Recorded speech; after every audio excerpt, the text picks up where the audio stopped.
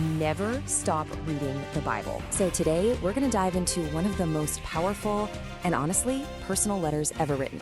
We're talking about the final message from the Apostle Paul. And he's not writing to a big church, he's writing to one person, his young protege, Timothy. And look, this isn't just some dusty old document. It's the last words of a mentor on death row, pouring everything he has left into the next generation. Okay, so let's really get the scene here. Imagine Paul, locked up in a cold Roman prison, and he knows his execution is right around the corner.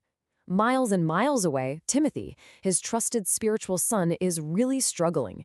He's young, he's kind of timid by nature, and he's just getting hammered by false teachers and opposition. This letter, this is Paul's Hail Mary pass to reach across that distance and fan that dying ember inside Timothy back into a roaring flame. All right, so here's our game plan for walking through Paul's final charge. First, we're going to really soak in the personal context of this letter. Then we'll go chapter by chapter, hitting his urgent call for courage, the really practical blueprint for ministry, his chilling warning for the future, and finally, his own triumphant sign-off as he crosses the finish line. First things first, we have to get this straight. This is not a theological textbook. It's raw, it's emotional, and it's an intensely personal plea from a spiritual father who is just desperate for his son to stand firm long after he's gone. Really, at its heart, Timothy's all about passing the torch. Paul isn't just sharing information, he's trying to transfuse his own courage, his own conviction, right into Timothy's veins. He's equipping him to carry on, to be unwavering in a world that would absolutely love to see him just give up.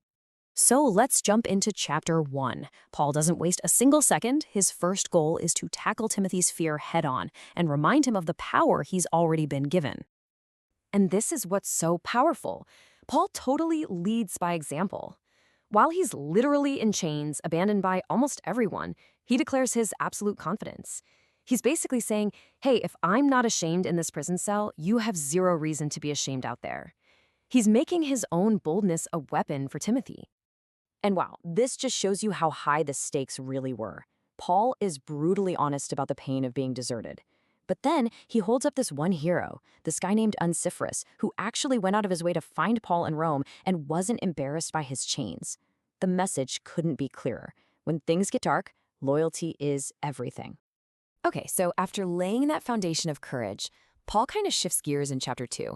He gets super practical, laying out a blueprint for how Timothy can be an effective, unashamed worker for God. He uses these 3 incredible metaphors. First, be a soldier, totally focused on the mission. Second, be a skilled craftsman, someone who knows their trade inside and out and is proud of their work. And third, be a clean vessel, ready for the master to use at a moment's notice. Every one of these images just screams discipline, skill, and integrity. But here's the crucial point, the mission itself. Paul gives this stern warning to not get dragged into pointless arguments that do nothing but, as he says, ruin the hearers.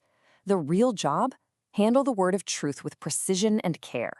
And when you face opposition, the goal isn't to win an argument, but to gently correct, hoping that God will lead them to repentance. All right, let's move to chapter 3, and this is where the tone gets, well, a lot darker. Paul zooms out and gives Timothy a stark, almost prophetic glimpse of the cultural decay he's going to be up against in the last days. I mean, listen to this. Paul lays out this just devastating inventory of human behavior. People becoming narcissistic, obsessed with money, ungrateful, having a form of religion but with no real power behind it. It's a chillingly accurate picture of a society that's lost its way. But Paul never, ever leaves him without a solution. Right after painting that bleak picture, he creates this powerful contrast with 4 simple words.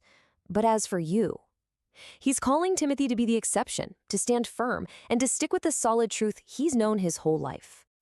And right there, that's the core message of this entire letter. The answer to all the cultural chaos and deception isn't some new, clever strategy. It's an ancient, unshakable anchor, the Holy Scriptures.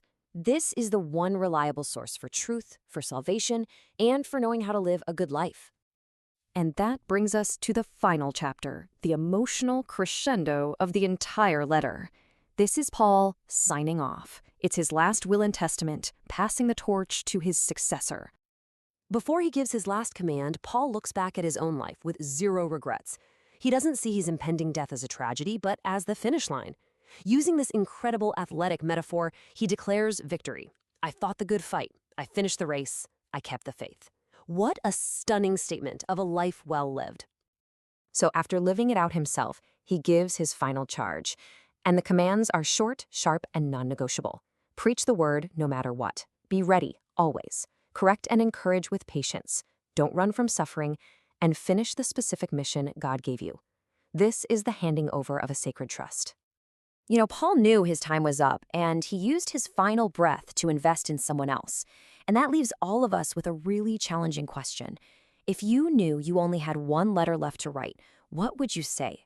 What's the one charge, the one legacy you would be most desperate to leave behind? This explainer was produced by the Center Studio.